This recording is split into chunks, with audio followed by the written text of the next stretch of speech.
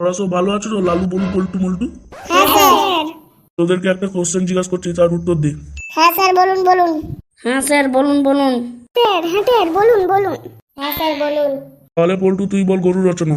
গরুর 4টি পা আছে, গরুর 2টি শিং আছে, গরুর দুধ দিয়ে ঘি তৈরি হয় প্রভৃতি। ভলু এবার তুই বল।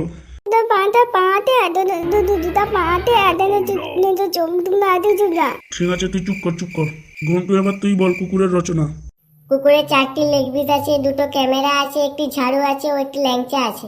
সাবাস বন্ধু সাবাস। বন্ধু থাবাদ হেভি হেভি হতে। এখানে কি তোদের চ্যাংলামি হচ্ছে? কালু এবার তুই বল কুকুরের রচনা। বল্টু সবই ঠিক বলেছে, শুধু দুটো জিনিস বলতে পারেনি, কুকুর ঠ্যাং তুলে হাঁকে এবং মুতে। ঘন্টু আর কালু তোরা চলে আয়, তোদেরকে নিয়ে রচনা করবো। স্যার আপনি কি বললেন?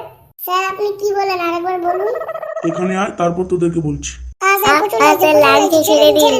পরের দিন তোদের গার্জেনকে ডেকে নিয়ে আসবি।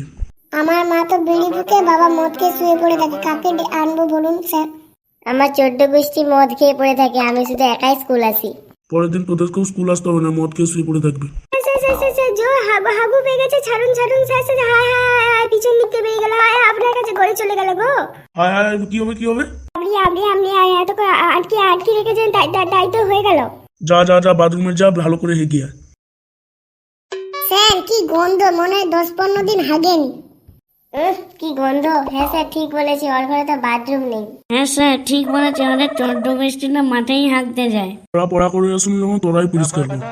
কি আরাম, কতদিন পর মন বলে হাগলাম।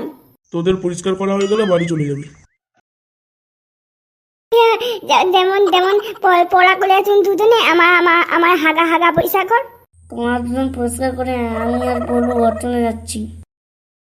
শালা ভলুর পায়খানায় কি গন্ধ রে। এই ভোজাতের মুখ আসলে আমাদেরকেই পরিষ্কার করতে দিল। ও যা আছে পরের দিন দেখা যাবে, এখন পালিস তো। হ্যাঁ চ পালিছ। যদি ভিডিওটি ভালো লেগে থাকে লাইক কমেন্ট শেয়ার ও সাবস্ক্রাইব করবেন ও পরবর্তী ভিডিও পেতে নোটিফিকেশন অন করে রাখবেন। বাই বাই বন্ধুরা।